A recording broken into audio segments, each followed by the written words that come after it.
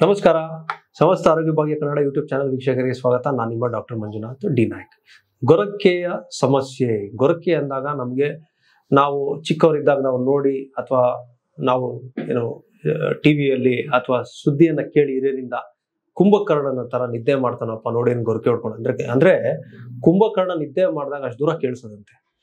ಹಾಗಿದ್ದಲ್ಲಿ ಗೊರಕೆ ಕೆಲವ್ರು ಹೇಳ್ತಾರೆ ಇದು ಒಳ್ಳೆ ಗಾಢವಾದ ನಿದ್ದೆ ಮಾಡ್ತಿದ್ದಾನೆ, ಏನ್ ಸಮಸ್ಯೆ ಬಿಡೋ, ಚೆನ್ನಾಗಿ ಗೊರಕೆ ಹೊಡ್ಕೊಂಡು ನಿದ್ದೆ ಮಾಡ್ತಿದ್ದಾನಲ್ಲ ಬಿಡಿ ಅಂತ. ಆದರೆ ವೀಕ್ಷಕರೇ, ಗೊರಕೆ ಬಗ್ಗೆ ಇರುವಂತ ಒಂದು ತಪ್ಪು ಕಲ್ಪನೆಯನ್ನ ಜನರಲ್ಲಿ ಏನಿದೆ ಅದನ್ನ ನಾನು ಈ ಸಂಚಿಕೆಯಲ್ಲಿ ಹೇಳ್ತೀನಿ. ಗೊರಕೆ ಯಾಕೆ ಬರ್ತಿದೆ ಅಂದ್ರೆ ಎಲ್ಲೋ ಒಂದು ಕಡೆ ನೋಡಿ ನಾಸ ಮಾರ್ಗವಾಗಿ ವಾಯು ಚಲಿಸಿ ಮನುಷ್ಯನಿಗೆ ಉಸಿರಾಟಕ್ಕೆ ಸಹಕಾರಿಯಾಗುತ್ತೆ. ಆದ್ರೆ ಈ ವಾಯು ಮಾರ್ಗ ಅಥವಾ ನಾಸ ಮಾರ್ಗ ಏನಿದೆ ಅಲ್ಲಿ ಎಲ್ಲೋ ಒಂದು ಕಡೆ ಅಡೆತಡೆ ಇರುತ್ತೆ. ಅಡೆತಡೆ ಅಂದ್ರೆ ಏನು? ಒಂದು ಗಂಟು ಬೆಳ್ಕೊಂಡಿರ್ಬೋದು ಅಥವಾ ಅಡಿನಾಯ್ಡ್ಸ್ ಇರ್ಬೋದು, ಟಾನ್ಸಿಲ್ ಸಮಸ್ಯೆ ಇರ್ಬೋದು. ಸೊ ಇದರಿಂದ ಏನಾಗುತ್ತೆ, ವ್ಯಕ್ತಿ ಉಸಿರಾಟ ಆಡಕ್ ಆಗ್ತಿರಲ್ಲ, ಆಗ ಆತ ಗೊರಕೆ ಹೊಡೆಯೋದು. ಇನ್ನೊಂದು ಕಲ್ಪನೆ ಏನಂದ್ರೆ ಗೊರಕೆ ಸ್ಟಾರ್ಟ್ ಮಾಡೋದು ನಿದ್ದೆ ಮಾಡೋದು ಅಂತ ತಾವು ಅನ್ಕೊಂಡ್ರೆ ಅದು ನಿಮ್ಗೆ ತಪ್ಪು ಕಲ್ಪನೆ. ಗೊರಕೆ ಹೊಡೆಯೋದು ಎಚ್ಚರಿಕೆ ನಿದ್ದೆ ಇರುತ್ತೆ, ಅವ್ರಿಗೆ ಎಚ್ಚರ ಇರ್ತಾರೆ. ಸೊ ಬಟ್ ಮೂರನೇದು ಏನಾಗುತ್ತೆ, ಈ ಗೊರಕೆ ಸಮಸ್ಯೆ ವ್ಯಕ್ತಿ ಆರೋಗ್ಯ ಸಮಸ್ಯೆ ಅಂತ ಆ ವ್ಯಕ್ತಿಗೆ ಅಷ್ಟೇ ಅಲ್ಲ. ಈಗ ಸಂಪೂರ್ಣವಾಗಿ ನಿದ್ದೆ ಆಗಿಲ್ಲದ್ರೆ ಏನಾಗುತ್ತೆ ಹೇಳಿ ವೀಕ್ಷಕರೇ? ಕಿರಿಕಿರಿ ಉಂಟಾಗುತ್ತೆ, ಇರಿಟೇಷನ್ ಆಗುತ್ತೆ, ತಾಳ್ಮೆ ಇರೋದಿಲ್ಲ, ಏಕಾಗ್ರತೆ ಇರೋದಿಲ್ಲ, ಏನ್ ಓದ್ತೀವೋ ಅದು ಸ್ಮರಣೆ ಮಾಡ್ಕೊಳಕ್ ಆಗಲ್ಲ, BP ಶುಗರ್ ಎಲ್ಲ ಕಾಯಿಲೆ ಸ್ಟಾರ್ಟ್ ಆಗ್ಬಿಡುತ್ತೆ, ನಿದ್ದೆ ಜಾಸ್ತಿ ಮಾಡಿಲ್ಲ ಅಂದ್ರೂ ಸಹ ಬೊಜ್ಜುತನ ಬರುತ್ತೆ. ಇದು ಆ ಗೊರಕೆ ಸಮಸ್ಯೆ ಇರುವಂತ ವ್ಯಕ್ತಿಗೆ. ಗೊರಕೆ ಸಮಸ್ಯೆ ಇರುವಂತ ವ್ಯಕ್ತಿ ಪಕ್ಕ ಮಲೋರ್ಗೆ ಏನಾಗುತ್ತೆ, ಅವ್ರಿಗೂ ಕೂಡ ನಿದ್ದೆ ಭಂಗ.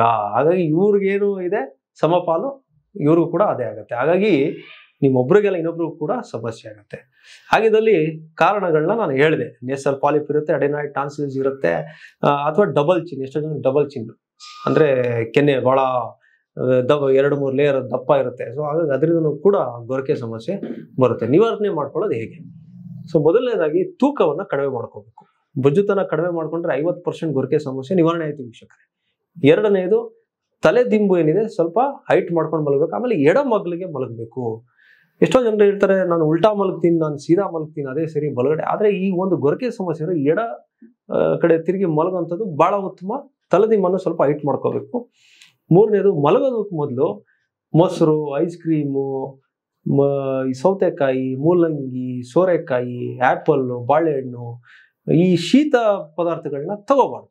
ಯಾಕಂದ್ರೆ ಇದರಿಂದ ಕಫ ಜಾಸ್ತಿ ಆಗಿ ಇಲ್ಲಿ ತಿರ್ಗಾ ಬ್ಲಾಕೇಜ್ ಆಗುತ್ತೆ.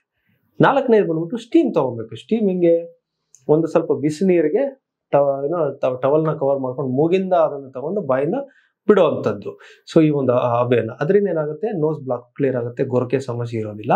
ಇದರ ಜೊತೆಯಲ್ಲಿ ವ್ಯಕ್ತಿ ಏನಿದೆ ಪ್ರಾಣಾಯಾಮದ ಅಭ್ಯಾಸ ಮಾಡ್ಬೇಕು. ಅನುಲೋಮ ವಿಲೋಮ, ಕಪಾಲಭಾತಿ, ಭ್ರಾಮರಿ ಪ್ರಾಣಾಯಾಮನ ಅಭ್ಯಾಸ ಮಾಡಬೇಕು. ಇದರ ಜೊತೆಯಲ್ಲಿ ನಾವು ಏನ್ ಹೇಳ್ತೀವಿ ಆಯುರ್ವೇದದಲ್ಲಿ ನಸ್ಯ ಕರ್ಮವನ್ನ ಪ್ರಾರಂಭ ಮಾಡಿ. ಏನಿದು ನಸ್ಯ? ನಾಸಾಹಿ ಶಿರಸೋ ದ್ವಾರಂ ಅಂತೀವಿ. ಅಂದ್ರೆ ಗೇಟ್ ವೇ. ಶಿರಸ್ ಅಂದ್ರೆ ಅದು ನಮ್ಮ ಮೂಗು. ಸೊ ನಸ್ಯವನ್ನ ಮಾಡ್ಕೋಬೇಕು. ನಸ್ಯವನ್ನ ಮಾಡ್ಕೊಳ್ಳೋದು ಹೇಗೆ? ಉತ್ತಮವಾದ ಬಾದಾಮಿ ಎಣ್ಣೆ ಇದೆ, ಅಥವಾ ಅಣು ತೈಲ ಅಂತ ಒಂದು ಆಯುರ್ವೇದಿಕ್ ತೈಲ ಇದೆ ವೀಕ್ಷಕರೇ. ನಿಮ್ಮ ಅಂಗಡಿಗಳಿಗೆ ಹೋದ್ರೆ ಸಿಕ್ಬಿಡುತ್ತೆ.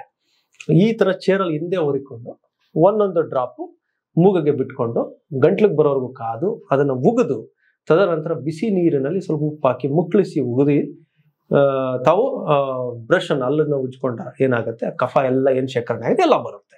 ಸೊ ಹಾಗಾಗಿ ನೇಸಲ್ ಪಾಲಿಪ್ ಇರ್ಬೋದು, ಏನೇ ಇದ್ರು ಕ್ಲಿಯರ್ ಆಗುತ್ತೆ. ಈ ಟಾನ್ಸಿಲ್ಸ್, ಅಡಿನಾಯ್ಡ್ಸ್ಗೆ ತಾವು ಚಿಕಿತ್ಸೆ ತಗೊಂಡ್ರೆ ಈ ಸ್ನೋರಿಂಗ್ ಸಮಸ್ಯೆ ಹೋಗುತ್ತೆ. ಜೊತೆಲಿ ತೂಕವನ್ನು ಕೂಡ ಕಡಿಮೆ ತಾವು ಮಾಡ್ಕೊಳ್ಳೇಬೇಕು. ಅದಕ್ಕೆ ಸಾಕಷ್ಟು ಸಿರಿಧಾನ್ಯಗಳಿವೆ, ಅದನ್ನ ತಾವು ಒಂದು ಕ್ರಮಾನುಸಾರವಾಗಿ ತಾವು ಅದನ್ನ ಸೇವಿಸ್ತಾ ಬರಬೇಕಾಗತ್ತೆ. ಸ್ವಲ್ಪ ಹೆಚ್ಚಾಗಿ ವ್ಯಾಯಾಮ ಮಾಡಿ ಅಂತ ಹೇಳ್ತೀನಿ.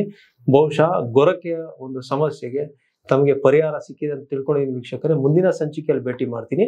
ಆ ಸಂಚಿಕೆಯನ್ನು ವೀಕ್ಷಿಸಬೇಕಾದ್ರೆ ಆರೋಗ್ಯ ಭಾಗ್ಯ ಕನ್ನಡ ಚಾನೆಲ್ನ ಸಬ್ಸ್ಕ್ರೈಬ್ ಮಾಡೋದು ಮರಿಬೇಡಿ. ನಮಸ್ಕಾರ ವೀಕ್ಷಕರೇ.